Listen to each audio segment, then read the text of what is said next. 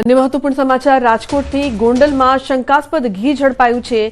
ગોમટા ચોકડી પાસે આવેલી કોરોવા મિલ્ક પ્રોડક્ટમાં એસઓજીના દરોડા। દૂધની બનાવટ કરતા એકમ પર તંત્રએ દરોડા પાડ્યા હતા। 150 લીટર શંકાસ્પદ લૂઝ ઘી, 108 લીટર દેશી ગાયનું શંકાસ્પદ ઘી મળ્યું છે, તો 1.59 લાખથી વધુનો મુદ્દામાલ કબજે લઈને કાર્યવાહી શરૂ કરી છે। શંકાસ્પદ ઘીના સેમ્પલ લઈને તપાસ માટે લેબમાં મોકલાયા છે।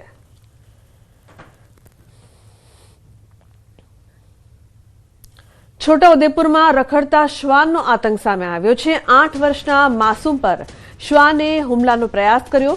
સીસીટીવીમાં કેદ થયો છે રખડતા શ્વાનોનો ત્રાસ। જીવ બચાવવા માટે ભાગતા બાળકના સીસીટીવી ફૂટેજ પણ સામે આવ્યા છે।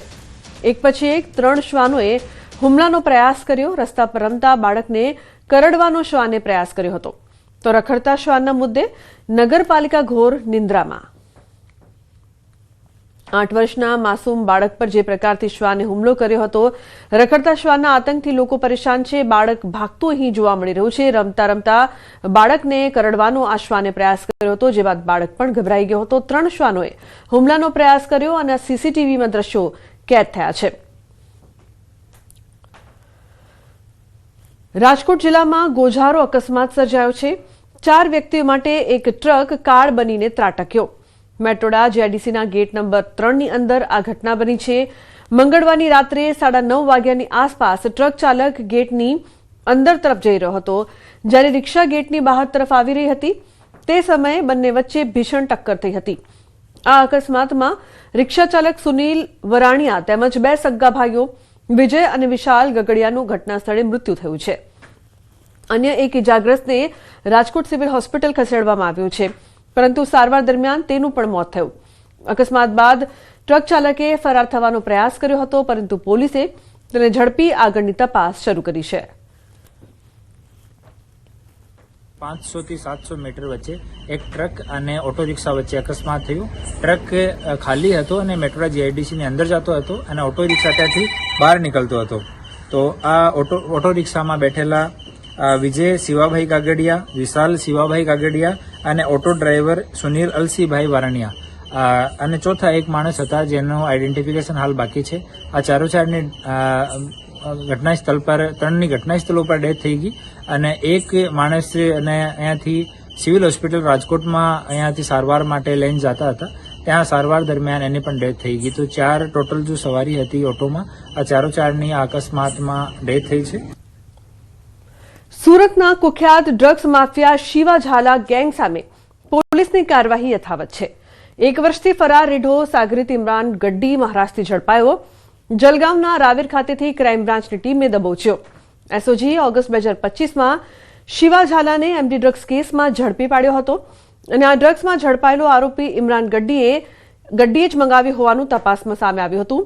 ડ્રગ્સ કેસમાં ઉપયોગમાં લેવાયેલા વોકી ટોકી અને હથિયારો અંગે પૂછપરછ શરૂ કરાઈ છે। તો ડ્રગ્સની હેરાફેરી, લૂંટ અને હથિયાર રાખવાના અનેક ગુનાઓમાં સંડોવણી હતી। આરોપી ઇમરાન ગડ્ડી સામે લૂંટ, અપહરણ સહિતની પણ ફરિયાદો નોંધાયેલી છે। વિવિધ પોલીસ સ્ટેશનમાં 14થી વધુ ગંભીર ગુના નોંધાયા છે।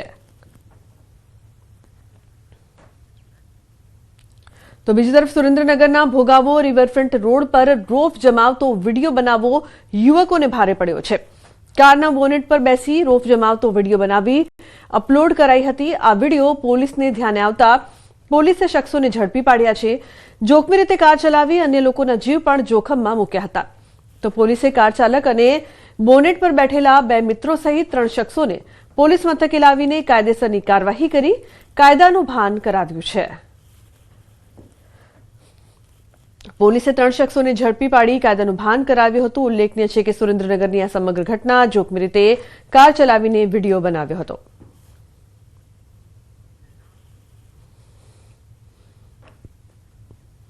અમદાવાદના નરોડા વિસ્તારમાં જ્વેલર્સની દુકાનોમાં ગ્રાહક બની સોનાના દાગીનાની ચોરી કરતી 2 મહિલાઓની નરોડા પોલીસે ધરપકડ કરી છે। આરોપી ગીતાબેન દેવી પૂજક અને કોયલબેન દેવી પૂજક ગ્રાહકનો સ્વાંગ રચી દુકાનમાં પ્રવેશતી અને સોનીની નજર ચૂકવી દાગીના ચોરીને ફરાર થઈ જતી હતી। આ સમગ્ર ઘટના સીસીટીવીમાં કેદ થતા પોલીસે બાતમીના આધારે બંનેને ઝડપી લઈ ₹90,000ના 15 સોનાની ચુન્નીઓ અને 2 સોનાની કાનની કડીઓ કબજે કરી છે। પૂછપરછ દરમિયાન 5 દિવસ અગાઉ પણ ચોરી કર્યાની કબૂલાત સામે આવી છે. હાલ પોલીસે ગુનો નોંધીને વધુ તપાસ હાથ ધરી છે. પોલીસની ડી સ્ટાફે 2 મહિલાઓની ધરપકડ કરી છે. હવે એ મહિલાઓ જે છે એ જ્વેલર્સની દુકાનોમાં જઈને ત્યાં એક કસ્ટમરનો સ્વાંગ રચીને ત્યાંથી ચોરી કરતી હતી અને થોડા દિવસો પહેલાં એ જે જ્વેલર્સ જે નરોડા વિસ્તારમાં છે ત્યાંથી ચોરી કરી હતી.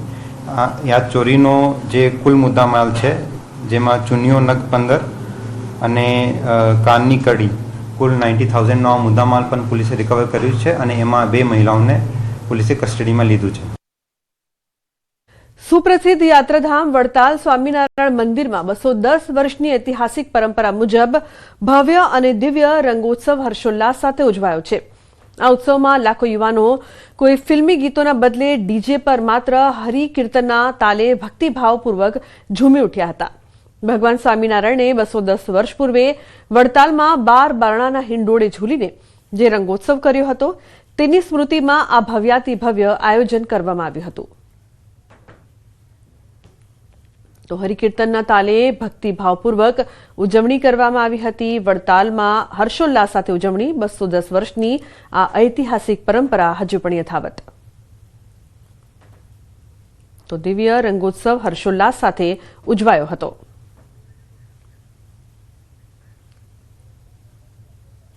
રાજસ્થાનના ડુંગરપુર જિલ્લામાં રમાઈ જોખમી હોળી. ડુંગરપુરના ભિલોડા ગામમાં પરંપરાગત પથ્થરમાર હોળી રમાઈ, જે દરમિયાન 2 ટોળીઓમાં વહેંચાયેલા લોકોએ એકબીજા પર જોરદાર પથ્થરમારો કર્યો.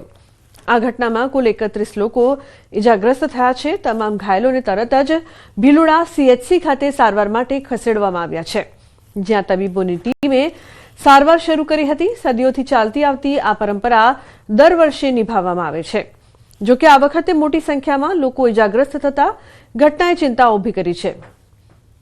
તો જે પ્રકારથી લોકો એકબીજા પર પથ્થરમારો કર્યો હતો અને આ હોળીની ઉજવણી કરી હતી, અહીં આવી પરંપરા વર્ષોથી જોવા મળે છે.